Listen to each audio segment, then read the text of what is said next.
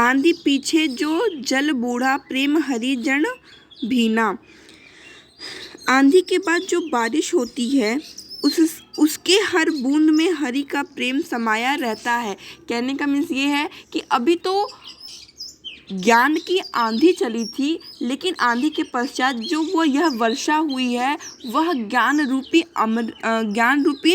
अमृत की वर्षा हुई है, जिससे कि व्यक्ति के जो पाप ज्ञान की आंधी से जो व्यक्ति के जो अज्ञान थे वो इस ज्ञान की आंधी से तो दूर हो ही गए, लेकिन इस अमृत रूपी वर्षा के गिरने से उनके जो मन का थोड़ा मैल बचा था वह भी अब दूर हो गया है। कहे कबीर भान के प्रगटे उदित भया तम खीना। जैसे सूर्य के निकलते ही अंधेरा भाग जाता है, उसी प्रकार कहे कबीर भान के प्रगटे, अर्थात कबीरदास जी कहते हैं कि भान अर्थात सूर्य के प्रगट होने पर उदित भया तम हीना, उसके उदय होने पर तम क्या करता है, वह तम मतलब अंधकार, वह भाग जाता है।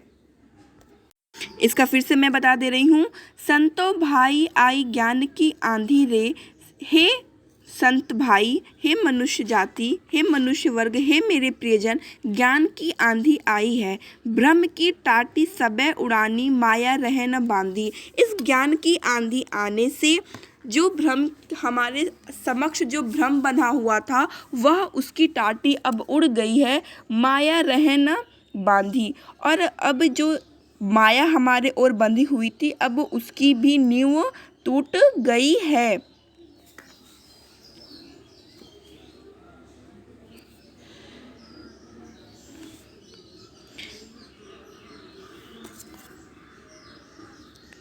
हित चित की द्वैथून गिरानी, मोह बलिंडा टूटा। और जो इसको धारण किए हुए जो छत जो था जो सहारा दिए हुए था कि हमारे जो आत्मचित्त को गलत करता था या फिर जो हमारे सामने मोह की चीज़ें लाता था, अब उसका भी खंभा टूट गया है। तृष्णा छान परी घर ऊपरी, कुबधि का भांडा फूटा। इस मोह रूपी खंभे के टूटने से यह जो छत है, अब छत मतलब जो यह तृष्णा रूपी, यह जो हमें नित्य प्रतिदिन बुरे कार्यों के लिए हमें उत्साहित करती थी, अब वह छत भी हमारे ऊपर से हट गई है। कुबधि का भांडा फूटा। और जो यह आडंबर हमारे सामने बंधे हुए थे कि यही सत्य है, हम झूठ को ही सत्य मानते थे, अब उसका भी भांडा फूट गया है। जोग जुगति करी संतो बांधी, निर्चु चुए न पानी। किंतु जो इन सारी मोह माया आडंबरों से अज्ञानता से दूर था, वह उसे कबीरदास जी कहते हैं कि उसकी झोपड़ी में इस आंधी का कोई भी प्रभाव नहीं आएगा। क्यों? क्योंकि वह सच्चे मन से ईश्वर की आराधना करता था। कूट कपट काया का निकस्या, हरि की गति जब जानी। जो हरि की गति अर्थात जो ईश्वर की गति को जान जाता है, वह इस कूट कपट अर्थात जो यह मोह माया की चीज़ें हैं, जो निंदा की चीज़ें हैं, उसका वह निष्कासन कर देता है। आंधी पीछे जो जल बूढ़ा, प्रेम हरि जन भीना। यह माना जाता है कि आंधी के पश्चात वर्षा होती है तो वह सभी चीज़ों को शांत कर देती है। तो यह जो ज्ञान रूपी आंधी आई थी उससे यह अज्ञानता जो लोगों में व्याप्त थी वह तो उड़ गई, लेकिन वर्षा के हो जाने से उस अज्ञानता की भी अच्छी तरीके से समाप्ति हो गई, अब उसका भी दमन हो गया है। कहे कबीर भान के प्रगटे उदित भया तम खीना। कबीरदास जी कहते हैं कि जिस प्रकार सूर्य के उदित होने पर अंधकार भाग जाता है, उसी प्रकार ज्ञान की आंधी आने पर यह अंधकार समाप्त हो गया है।